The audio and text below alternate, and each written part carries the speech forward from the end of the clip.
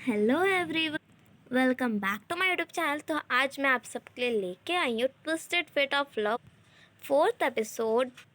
तो एपिसोड 4 के स्टार्टिंग में हमारे जो मास्टर रैन है वो वहीं पर बैठे होते, तो एक असिस्टेंट आता है उनका और कहता है कि क्या आप सच में यहाँ पर पूरी रात तक बैठे। तो मास्टर एन कहते हैं कि मैं ऐसी सिचुएशन में भला सो कैसे सकता हूँ। और फिर से वही प्लांट के बारे में बात करते हैं जिससे खून निकल रहा था। तो वो कहते हैं कि हाँ मैंने भेजा सबको। तो वो सब कह रहे हैं ना कि अभी भी वैसे ही काम मतलब वैसे ही हो रहा। तो हमारे जो तो हमारे जो मास्टर एन है ना, वो कहते हैं कि फैंक्शी ने कहा था कि जो दोंग्यू है वो ना आत्माओं से बात कर सकती है। और फिर कहते हैं कि तुम जाओ कोर्ट हिस्ट्री ब्यूरो में और जाके दोंग्यू को बुलाओ और कहो कि मेरी तबीयत ठीक नहीं है। और फिर हम देखते हैं हमारी दोंग्यू को जो चोरी चोरी छुपके छुपके भाग रही होती है, पर लूचो ना कि उससे एकदम चिल्ला के कहता है दोंग्यू। तो हमारी जो दोंग्यू है ना वो कहती है आवाज़ नीचे रखो। तो फिर ना हमारे जो लूच हुआ ना वो कहता क्या हुआ, तुम चोरी चोरी छुपके छुपके कहाँ जा रही थी। तो हमारी दोंग्यू कहती है कि तुम्हें नहीं लगता कि कुछ अजीब हो रहा है यहाँ पर। मतलब जो मास्टर एन है उन्होंने मुझे बुलाया और कहा कि मैं उन्हें देख, और मैं तो बस एक ऑफिशियल में काम करती हूँ, मुझे क्या पता किसी को कैसे ट्रीट करते हैं। तो इसलिए मैंने झूठ कह दिया कि मेरी तबीयत ठीक नहीं है, तो मैं उन्हें बाद में देखने जाऊँगी। तो हमारा जो लूचुआन है वो कह वैसे तुम यहाँ से जा कहाँ रही थी। तो हमारी जो है ना दोंकी वो कहती कि मैं तो बस जाई थी क्राउन प्रिंस के पास हेल्प मांगने के लिए। और सुनो, और कोई भी मेरे बारे में पूछे तो क्या है ना कि मेरी तबीयत बिल्कुल भी ठीक नहीं है। और उसके बाद वो एक झोला पकड़ाता है हमारी दोंगी को और कहता है कि ये ना हमारी जो मिनिस्टर फैंग है मतलब फैंग शी, उन्होंने ये दिया है तुम्हें देने के लिए। और फिर वो उसमें ना एक कपड़ा देखती है और उसे याद आ जाता है कि ये तो मतलब मार्केट वाला ही ड्रेस है जिसे हमारी दोंगी देख रही। और बेचारी घबरा जाती है कि अगर लूचौन ने ये देखा तो उसे पता चल जाएगा कि मैं एक लड़की हूँ। तो लूचौन के पूछने पे वो कहती है कि कुछ नहीं, बस वैसे ही मामूली से कपड़े और कुछ भी नहीं। तभी वहाँ पर कोर्ट हिस्ट्री ब्यूरो के मास्टर आ जाते हैं और वो कहते हैं ना कि देखो तुम्हें ना फैंक्शी ने बुलाया, मतलब अपने लोगों को भेज के कहा है कि मतलब एक मैसेज पास किया है कि तुम्हें वहाँ पर मास्टर एन बुला रहे और तुम यहाँ ड्रामा कर रही हो कि तुम्हारी तबीयत खराब। तो हमारी दोंग्यू कहती है कि तुमने मुझे लड़के वाले कपड़े भेजे और तुम मुझे मास्टर एन के कहने पे बुलवा रहे हो उनके मेंशन में, मतलब तुम कौन सा ट्रिक कर रहे हो मुझे फंसाने के लिए। फिर हम देखते हैं ना जो हमारी दोंग्यू है वो जो देखती है प्लांट जिसमें से ब्लीडिंग हो रही थी तो वो डर जाती कि भाई ये क्या हो रहा है। तो हमारे जो मास्टर एन है वो कहते हैं ये सब हेवन का प्रकोप है और कुछ नहीं। तो मुझे पता है कि तुम हमारे मतलब जो पूरी आत्मा है उन सब से बातें कर सकती हो, तो क्या तुम उन सबको यहाँ से भगा सकती हो। और फिर हमारी दोंग्यू कहती है कि मेरे को ना मतलब ये सब तो नहीं आता, और इतना कहना ही था कि तब तक उसे किसी की आवाज़ आती चिल्लाने की जो कह रही होती है कि मुझे मत मार। तो जो मास्टर आए हैं वो चिल्लाते हुए कहते हैं कि कौन है जितना आवाज़ कर रहा है। तभी यहाँ पर एक और कैरेक्टर की एंट्री होती है जिसका नाम है मिंगसू। तो जो सोल्जर उसे पीट रहा था ना वो कहता है कि आपको पता है ये ना कल एक हमारे यहाँ पे जो गेस्ट आए थे उन्हें डरा दी, तो मैं तो बस इसे पनिश कर रहा था कुछ। तो हमारी दोंग्यू है ना वो हमारी मिंगजुई का साइड लेते हुए कहते कि आप प्लीज़ इसे छोड़ दो। अब ये तो इसे इतने हार्ड पनिशमेंट अगर आप दोगे तो क्या पता इसके चेहरे पे इफ़ेक्ट होगा, तो इससे कोई शादी वादी तो करेगा नहीं। तो ये बात सुन के हमारे मास्टर रैन भी जो है वो भी कहते ठीक है छोड़ दो इसे, मत पीटा करो। और हमारे दोंग्यू कहते कि आप सब यहाँ से चले जाओ, बस मुझे एक असिस्टेंट की ज़रूरत है जो मैं ये लड़की को बना लूँगी। तो मास्टर रैन कहते कि ठीक है तुम जैसे बोलोगे वैसे ही होगा, पर हाँ तुम जल्दी से ये बुरी आत्मा को यहाँ से भगा दो।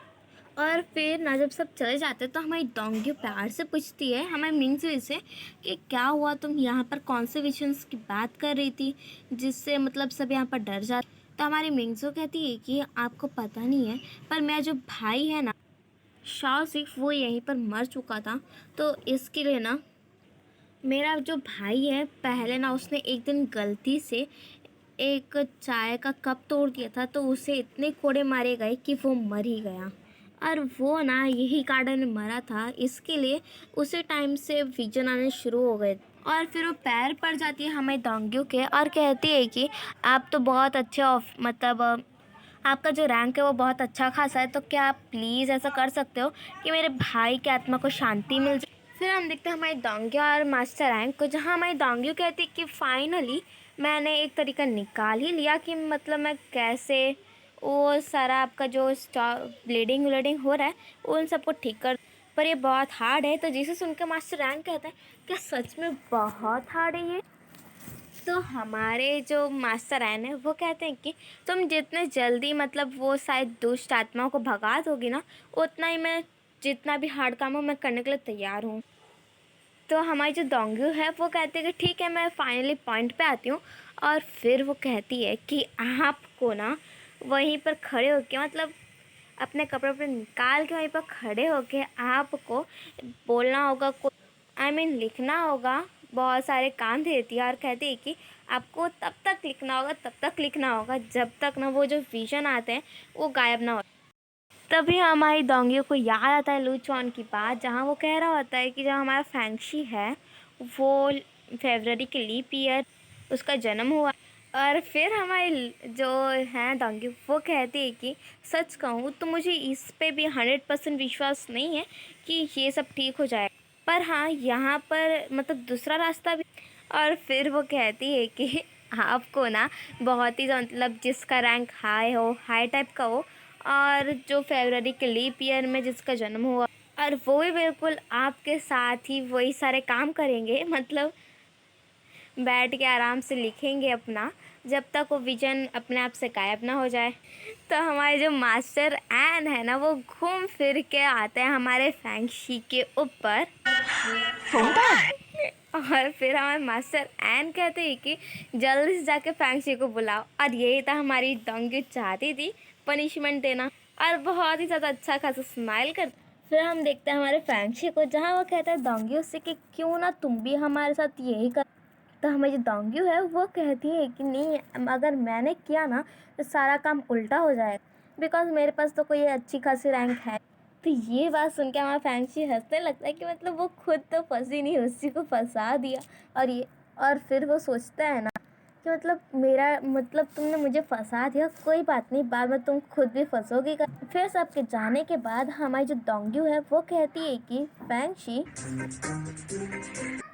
तुमने मुझे लड़कियों वाले कपड़े दिए और मुझे ये भी कहा मतलब तुम मेरे आइडेंटिटी को यूज़ करना चाहते क्योंकि मैं तो एक लड़की हूँ ना। तो मैंने भी सोच लिया कि ये मैटर में तुम्हें इन्वॉल्व तो करना ही पड़ेगा। बाय द वे, क्या ये तुम्हारा ही काम था मतलब ये ब्लीडिंग वाले ग्रास को यहाँ रखने के लिए, मतलब ये प्लान को। तो हमारा जो फैंसी है वो कहते मैं तो तुम्हारी बस हेल्प कर रहा था ताकि तुम कोर्ट हिस्ट्री ब्यूरो में प्रमोट हो जाओ। तो हमारी डोंगी कहती कोई बात नहीं, आप मेरी टेंशन मत लो, आप बस अपना ये काम करके इंजॉय कर। और फिर हमारे डोंगी के जाने के बाद ना हमारे फैंसी की तो हंसी ही नहीं रुक रही थी। और फिर जो हमारे मास्टर एन है वो हमारी डोंगी को कुछ सोने वोने ला के देते हैं। तो हमारी डोंगी कहती है कि इसकी कोई ज़रूरत नहीं है। तो फिर हमारे मास्टर एन कहते हैं कि ये जो बात है अगर ये बाहर चली गई, मतलब ये बात ना एकदम आग की जैसे फैलेगी, तो मुझे नहीं पता, तुम ये बात कभी बाहर मत निकलने देना।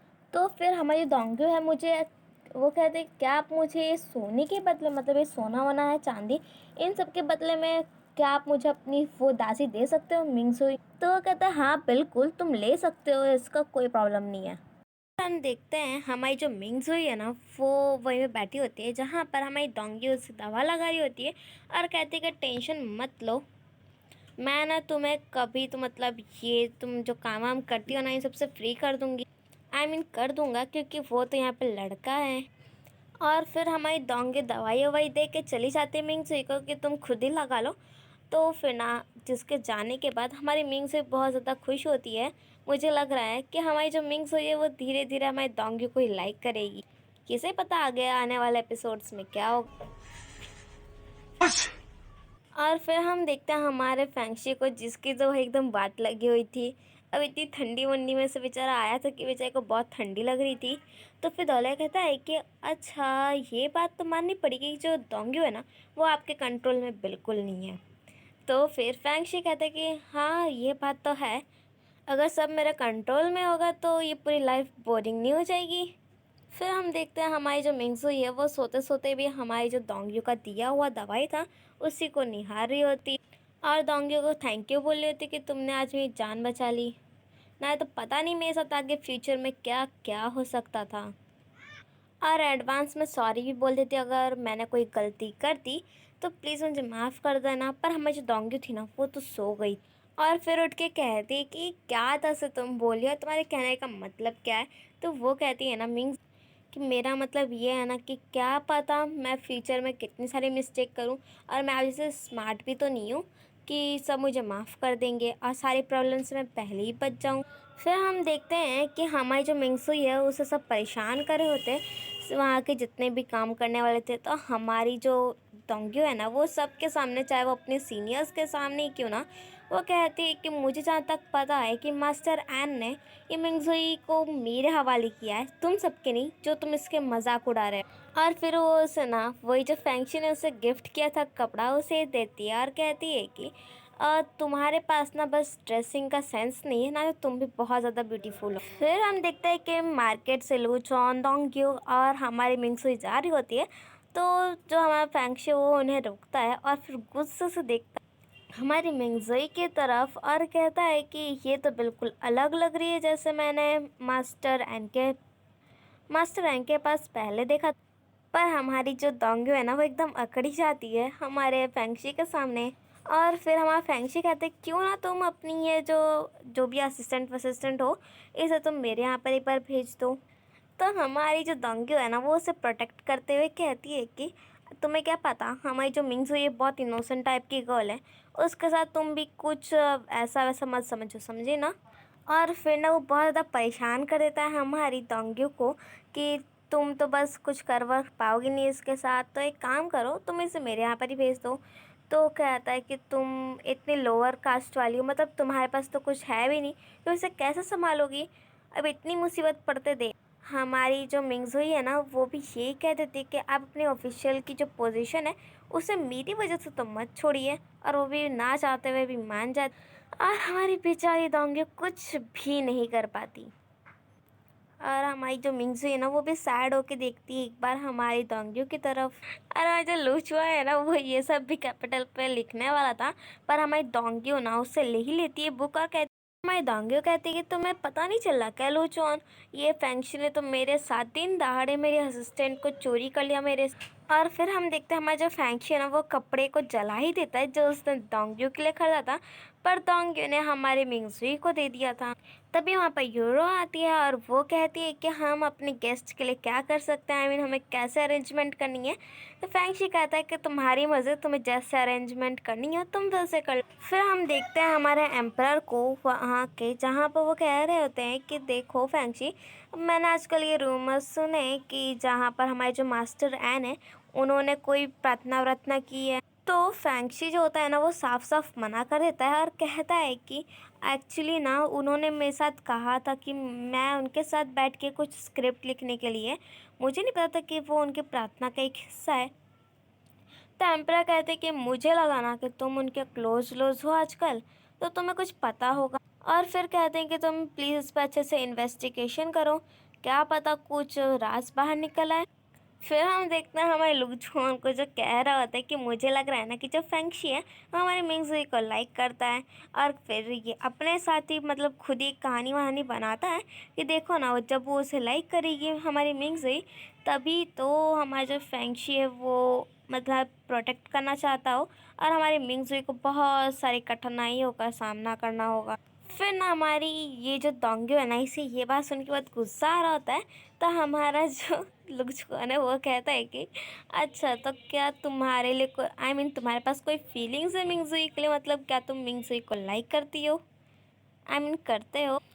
तो हमारी जो दोंगी है ना उसको तो पूरा मूड ही अपसेट हो जाता है और वो कहती कि चुप करो, तो पता भी है कि तुम बोल क्या रहे हो। और फिर जो हमारी दोंगी है ना वो जो सेक्रीफाइस सेरेमनी है उसके लिए बहुत सारे क्वेश्चंस पूछती है हमारे लूचॉन से और कहती है कि क्या तुम्हारे पास कोई भी बात पता चली है तुम्हें ये सेक्रीफाइस सेरेमनी के बारे में कुछ भी।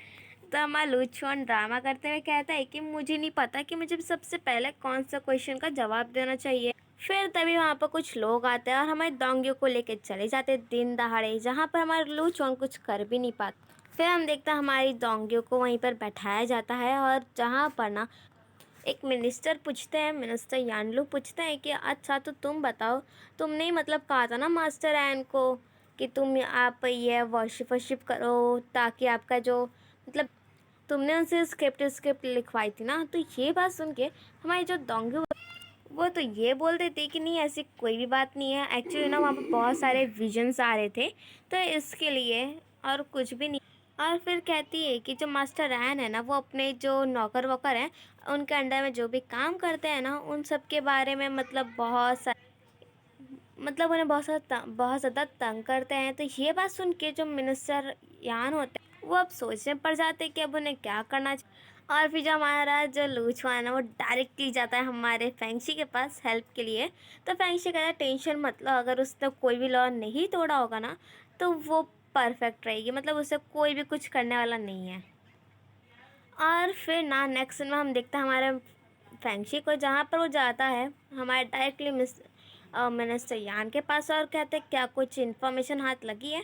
तो वो सब बताते कि जो विजन वाला आ रहा था हमारे मास्टर आयन को और बहुत सारे डरावने सपने ये सभी बता रहे थे कि वहाँ पर एक ग्रास ब्लीडिंग भी कर रहा था। और मैंने अपने लोगों को भी भेज दिया है कि वो जाके देख लें कि जो मास्टर आयन के यहाँ पर सच में ऐसा कुछ हुआ भी था कि नहीं। फिर हम देखते हैं कि इन लोगों को ना कुछ भी खास हाथ में नहीं लगा था सिवाय एक प्लेट पे, मतलब जिस पे लिखा हुआ था कुछ। तो फिर ना हमारी जो मिनिस्टर यान है वो कह रहे होते हैं कि मुझे तो वैसे सच बोलूँ तो लगता तो नहीं है कि मतलब यहाँ पर किसी ने अपने किसी लड़के वड़के की बॉडी वॉडी को जलाया होगा, जैसे डोंगियो हमें कह रही थी। मतलब उससे ना हमारी मिंगसुई का जो भाई है शॉसी वो लग रहा था। तो जब हमारा फैंक्शी वो कहते कि हमें इसे धीरे धीरे करके खोदना, हमें इसे ना धीरे धीरे करके ये सारे मामले को सुलझाना होगा ना, तो बहुत ज़्यादा बड़ा वाला मैटर बन जाएगा और जाएगा डायरेक्टली एम्परर के पास। पर ना जो मिनिस्टर यान है वो कहते हैं कि हाँ पर मुझे लग रहा है कि हमें ना बाद में भी उन्हें 30 डिग्री देना ही पड़ेगा, बट अभी हम लोग उन्हें दे देते हैं। और फिर वो कहते हैं कि ठीक है कोई बात नहीं। बहुत ज़्यादा इंसिस्ट करने के बाद हमारे मिनिस्टर यांग क्या करते हैं ना कि हमारे जो मास्टर आयन है उन्हें गिरफ्तार करवाने के लिए भेज देते हैं अपने लोग और कहते हैं कि अगर हमने इसे धीरे धीरे करके निकाला तो भी यही बात होगी और हम उनसे 3rd डिग्री देंगे उन्हें। तो जिसकी वजह वो ना पक्का हमें सारी के सारी बात बता देंगे और उनके पीछे कौन कौन है, मतलब मास्टरमाइंड कौन है ये भी बता देंगे। एंड सच बोलूँ तो ये जितनी पहली वहली लगी थी मतलब लिखी हुई थी ना वो लकड़ी पे, ये सब मुझे लग रहा है कि ये फैंक्शी का ही कालाकांड है। क्योंकि उस पर एक ये भी लाइन लिखी हुई थी कि जितने भी पेड़ वेड़ है वो सब कट जाएंगे जल्दी ही। तो उसका मतलब हमारा फैंक्शी मिनिस्टर यांग को ये बताता है कि मतलब पेड़ का मतलब हमारे एम्प्रर और वो जल्दी ही मर जाएंगे। और ना और हमारे फैंक्शी की ये सजेशन ना हमारे मिनिस्टर यांग को बहुत पसंद आती है। अब हमें तो ये पता ही है कि हमारा जो फैंक्शी बहुत ज़्यादा ट्रिक खेलता है, तो जिसमें ना हमारे मिनिस्टर यांग को पढ़ना तो कंफर्म ही था। फिर हम देखते हैं हमारी डोंगियों को, जहाँ वो सोच रही होती कि हमारे लूचुआन ने कहा था कि उसे ना हमारे फैंक्शी से सॉरी वॉरी कहना होगा, उसके अंडर में काम करना होगा। तो हमारी डोंगी यही सोच रही होती कि जब तक मैं बाहर जाऊंगी नहीं तब तक मैं लू युतोंग को मारूंगी कैसे। और फिर सोचती कि वो क्या करे कि मतलब लू युतोंग को तो मारना पड़ेगा। और तब तक आते हैं हमारे वहाँ पर फैंग। और फिर ना जहाँ पर हमारा फैंक्शी बहुत कुछ बोल रहा होता है कि तुम क्यों नहीं मेरे साइड आ जाती हो, पर हमारी डोंगी मना कर देती है कि नहीं मैं तुम्हारे साइड कैसे आ सकती हूँ। तो हमारा जो फैंक्शी है वो ये भी कहता है कि अच्छा तुमने जो भविष्यवाणी की थी कि जैसे ये जुलाई में स्नोफॉल होगा और जो ब्रदर जिंग है वो भी मारे जाएंगे, ये सब सच था। पर क्या तुमने कभी ये सोचा था कि तुम यहाँ पर जेल में होगी। तो हमारी डोंगी कहती है कि मैंने कुछ गलत तो किया नहीं कि मैं यहाँ पर मतलब मर वर जाऊँगी, वैसे तुम टेंशन मत लो ठीक है। और फिर फैंक्शी कहता है कि शायद तुम्हें याद नहीं है कि मैंने तुम्हें स्ट्रीट पे क्या कहा था। और फिर कहते हैं कि अगर तुम मेरे साइड रहोगी तो मैं ना तुम्हें बचा लूँगा, पर अगर तुम मेरे साइड नहीं रहोगी तो तुम्हें मरना। एंड हमारी डोंगी को सारी बात पता चल जाती है कि ये सारा कांड ना हमारे फैंक्शी का ही है। उसने ही कहा था हमारे मास्टर एन को कि हमारी डोंगी बहुत मतलब ये इविल स्पिरिट जो होती हैं उन सब से बात कर सकती है। तो हमारा जो फैंक्शी है वो ये भी बोल देता है कि तुम्हें पता है अभी जो मास्टर एन है वो गिरफ्तार होने वाले हैं और उन्हें 3rd डिग्री भी मिलने वाली। फिर हमारी डोंगी कहती है कि मुझे भी ये पता चल गया है कि तुमने ना मिंगजुई के साथ मेरी मीटिंग जानबूझ के फिक्स करवाई। फिर हम देखते हैं कि जो हमारे मिंगजुई और उसका जो भाई शाओशी है ना वो आराम से रहते, मतलब उसका जो भाई है वो मरा हुआ नहीं होता। तो हमारा दले कहता है कि जो तुम्हें टास्क दिया गया था मिनिस्टर फैंग शी ने जो तुम्हें दिया था वो तुमने कंप्लीट कर लिया। और हमारी मिंगजुई ना थैंक यू बोलती है मेरे भाई यानी कि शाओशी को बताने की। फिर हमारी जो होती है ना मिंगजुई वो सोचती है कि मैंने बहुत धोखा दे दिया है हमारी डोंगियों को, क्या पता वो ठीक होगी कि नहीं। और वो ये भी कहते कि आप प्लीज़ बचा लेना हमारी डोंगियों को। तो जो दौला होता है वो कहता है टेंशन मत लो, बस फैंक्शी तो हमारी डोंगियों को सबक सिखाना चाहता था और कुछ भी नहीं, बाद में ना वो पक्का उसे बचा ले। और फिर फैंक्शी ये बता देता है कि मिनिस्टर यान ना तुम्हें अभी एम्बरा के सामने लेके जाने वाले हैं, तो अब तुम्हारा जो चांस था वो भी चला गया हाथ से। फिर हम देखते हैं कि हमारा जो दूल्हा है वो कहते हैं कि मुझे ही लगता कि हमें डोंगी से कोई फ़ायदा वायदा होने वाला है, तो क्यों ना हम उसे मार ही डाल, क्योंकि वैसे भी वो तुम्हारी बात तो सुनने वाली है नहीं, तो हम उसे मार दें यही बेहतर होगा। और फिर हमारा जो फैंक्शी है वो कहता है ठीक है मार दो उसे। और फिर हमारा जो दौल है वो समझ ही नहीं पता कि बोल क्या रहा है। जिसके बाद हमारा फैंक्शी समझाता है कि तुम मिनिस्टर यांग को कहो कि डोंग्यू को वहाँ से मिनिस्ट्री ऑफ राइट्स में वो शिफ्ट कर दें, मतलब मेरे अंडर में काम करने के। तो दलाई कहते कि मुझे पता था कि तुम उसे मारने वाले तो हो नहीं। और फिर दंगे को ले जाते हुए हमारे जो मिनिस्टर यान है वो रोक लेते हैं। पर फिर ना जिसके बाद हमारा जो फैंक्शी है वो ये बात सुन के कहता है कि लगता है कि डिप्टी प्राइम मिनिस्टर ने ये सब किया है, मतलब अब वही तो मिनिस्टर यान लू को प्रमोट करके हेड बना सकते थे, तो इसलिए शायद उन्होंने ही ये किया है।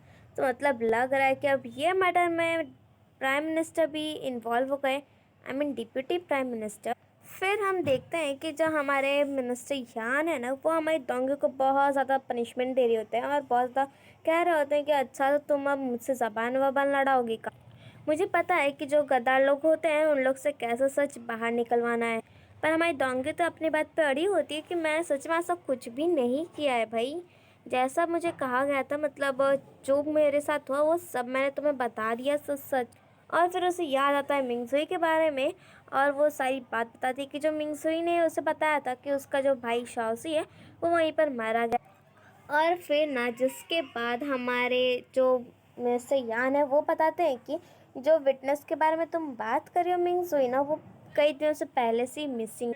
और हमारे जो मिनिस्टर यान है वो बस किसी तरह से हमारे डोंगी को मुँह से ये सुनवाना चाहते थे कि हाँ ये सारा काम ना सिर्फ और सिर्फ हमारी डोंगियों के वजह से ही हुआ है। और फिर वो कह देते गुस्से में कि तुम इसे 3rd डिग्री दे दो अब। तभी वहाँ पर मिंगजी आती है और वो हमारी डोंगी का साइड लेती है। तो हमारी जो डोंगी है ना वो कहती है कि तुम सच सच बताओ ना मिनिस्टर यान को। और फिर ना हमारी जो मिंगजी है वो कुछ भी नहीं बोलती कि ये सब जो हमारी डोंगी कह रही है ये सब झूठ है या सच है, कुछ नहीं बोलती। और फिर ना वो झूठ झूठ कह देती है कि ये सब ऐसा कुछ भी नहीं है, हाँ मेरा भाई अभी भी जिंदा। जिसे सुनने के बाद ना हमारी जो डोंगी एकदम शॉक। और इसी के साथ हमारा episode 4 of twisted fate of love का यही पे जाता है खत्म। Thank you, bye bye.